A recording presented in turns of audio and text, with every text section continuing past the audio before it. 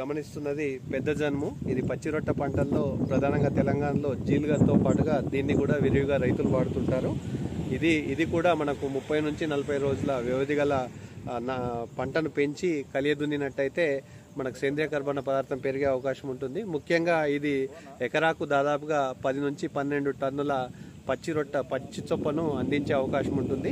ఈ కాండం కూడా చాలా సులువుగా ఉంటుంది కాబట్టి మనము వీటిని కలియదున్నినప్పుడు తొందరగా కుళ్ళిపోయి సేంద్రియ కర్బన పదార్థం పెరిగే అవకాశం ఉంటుంది. కాబట్టి రైతులు తప్పనిసరిగా ఈ పెద్ద జనుము పంటను వేసుకున్నట్టయితే సేంద్రియ కర్బన పదార్థం పెరుగుతుంది.